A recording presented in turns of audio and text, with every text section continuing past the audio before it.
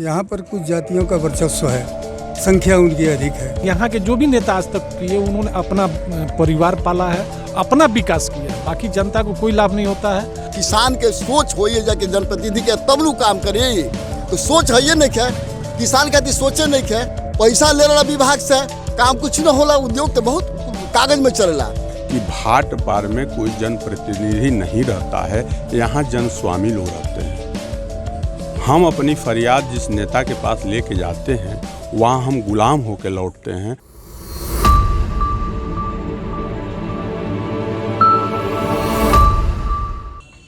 दोस्तों नमस्कार, तूफान पत्रिका के डिजिटल शो में हम आपका स्वागत करते हैं। मैं इस वक्त मौजूद हूँ भाटपारा रानी विधानसभा क्षेत्र में। भाटपारा रानी विधानसभा क्षेत्र तीन तरफ से बिहार से घिरा हुआ है और भाटपारा रानी की एक विशेषता यह है कि यहाँ से कई कद्दावर नेता हुए, लेकिन भाटपारा रानी अपेक्षित विकास नहीं कर पाया। शिक्षा के लिए न तो बेहतर स्कूल मिले, न ही इलाज के लिए अस्पताल मिले। भाटपारा रानी के कुछ लोग हमारे साथ मौजूद हैं।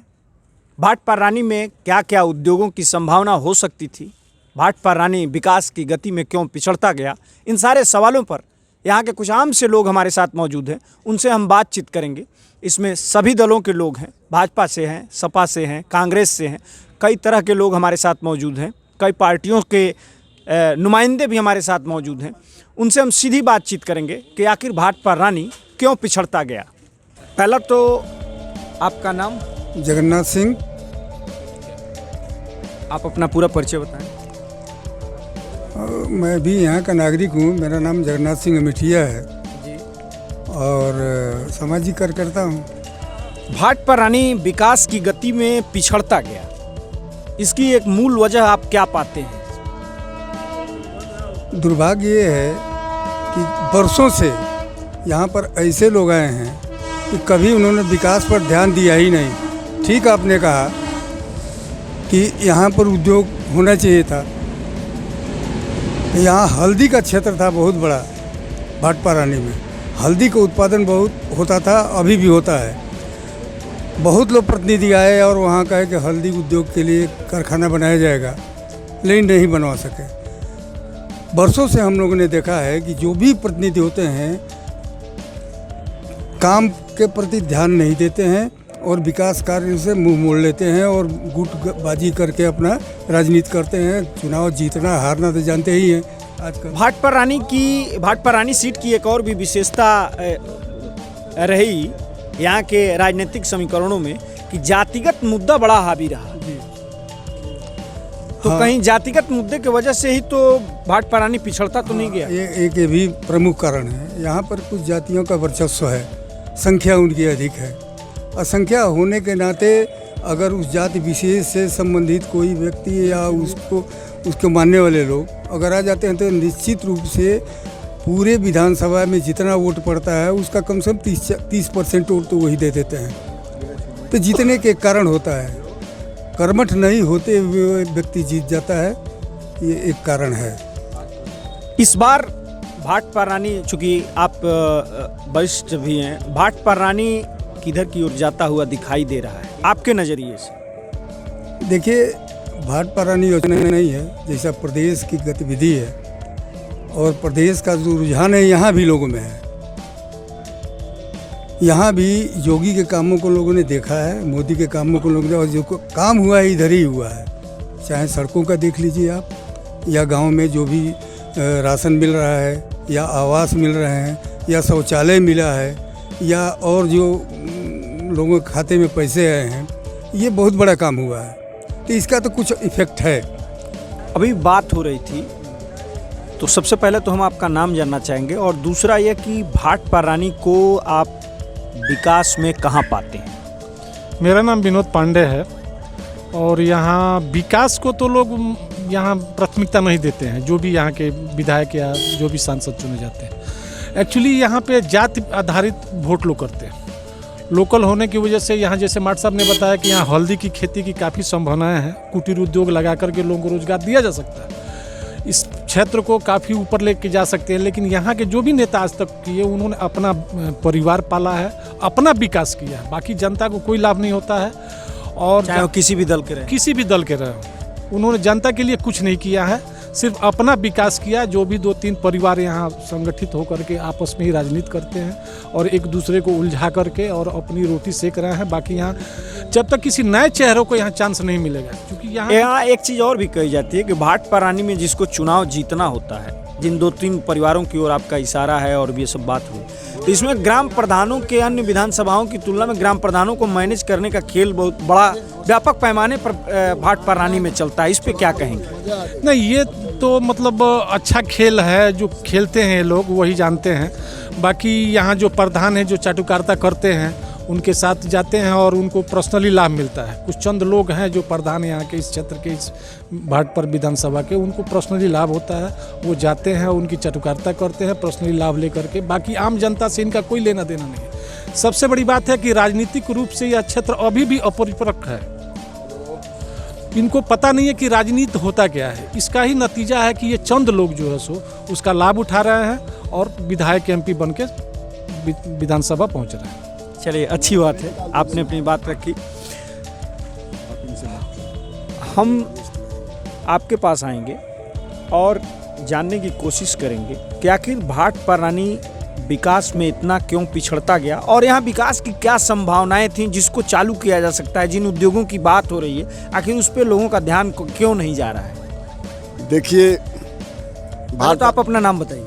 मेरा नाम जनार्दन सिंह, प्रगतिशील भोजपुरी समाज के हम केंद्रीय अध्यक्ष बानी।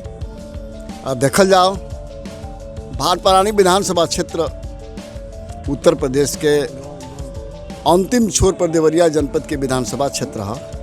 ये विधानसभा क्षेत्र 3 तरफ से, उत्तर, दक्षिण और पूरब तरफ से बिहार से घिरल बा और बिहार के भी प्रभाव इधर रहला। यहाँ से नज़दीक सिवान बिहार पड़ेला, महरवा पड़ेला और यहाँ से नज़दीक देवरिया पड़ेला। शुरू से देखी बहुत विधायक लोग आयल, आदरणीय श्रद्धेय अयोध्या प्रसाद आर से लेकर के त्रिपाठी से लेकर राजमंगल पांडे जी से लेकर के आज तक। लेकिन आज के जो दौर बा भाट-परानी विधानसभा क्षेत्र में, एकदम टिकट आ बात सब जातीय स्तर पर चल रहा बा। व्यक्तित्व के स्तर पर बात इधर नहीं है। व्यक्तित्व के स्तर बा, लेकिन व्यक्तित्व के स्तर पर जो एजा के नेता लोग हमेशा सत्ता के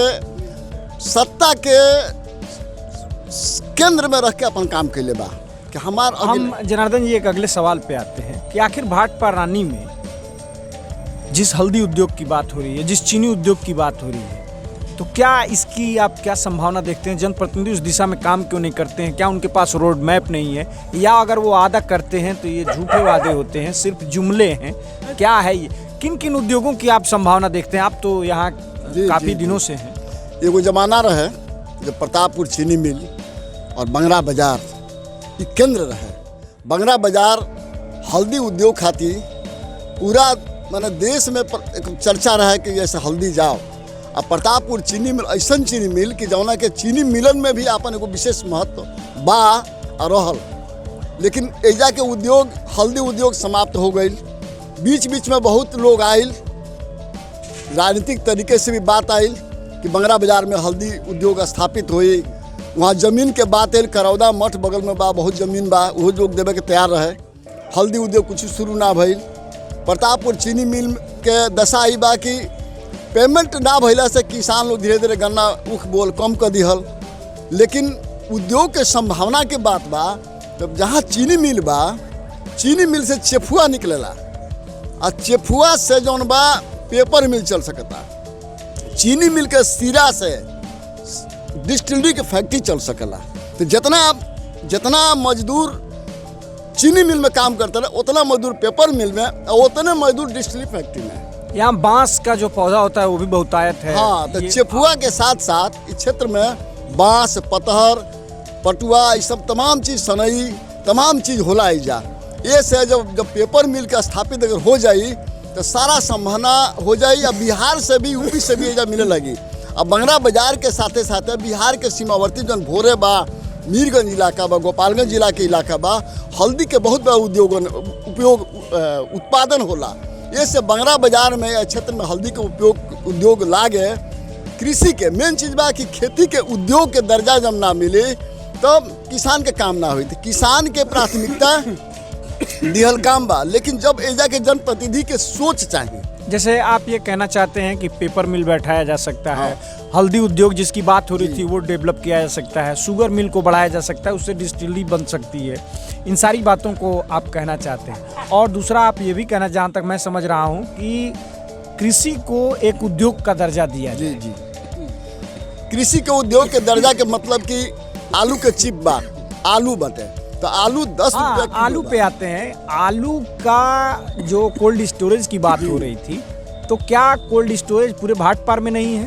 पूरे भाट पार में हमारे ख्याल से सलेमपुर में भी कोल्ड स्टोरेज नहीं है। इस क्षेत्र के लोग अपन आलू रखे खातिर बिहार में जाला, गोपालगंज जिला में भोरे, मीरगंज तमाम ठंडा गरबा कोल्ड में से लोग जमा करला। तो ये दिमाग में जब आई सोच ना, जब किसान के सोच होइए जाके जनप्रतिनिधि के तब नु काम करी। तो सोच है ये नहीं है, किसान कहती सोचे नहीं है। तो कृषि के उद्योग में आलू ठंडा घर में जब सुरक्षित रही तो होई। आलू से उद्योग बा, भिंडी से उद्योग बा, गन्ना ऊख से उद्योग बा। तो आलू से उद्योग, आलू के चिप्स मिलेला 200 रुपया किलो, आलू बेचाला 10 रुपया 20 रुपया किलो। तो चिप्स गाँव में तैयार हो सकता। ऊखी से जनबा, गन्ना से मीठा के उद्योग होई। दूध के बहुत बड़ा उत्पादन क्षेत्र में होला, दूध से भी उद्योग हो सकता। लेकिन नाम तो बहुत बा, तमाम उद्योग के लोग पैसा ले रहा विभाग से, काम कुछ न होला। उद्योग तो बहुत कागज में चलेला। तो एजा के विकास उद्योग कागजों में भी हैं। चलिए हम कुछ और भी लोगों से बात करते हैं। पहले तो हम आपका नाम जानना चाहेंगे, और दूसरा ये कि भाट पररानी के विकास को आप कैसे देखते हैं? देखिए, आपको बहुत बहुत धन्यवाद। मेरा नाम राजेश कुमार तिवारी हुआ। आपका स्वागत है। आप किस चैनल से हैं? तूफान पत्रिका से हैं। तूफान पत्रिका से।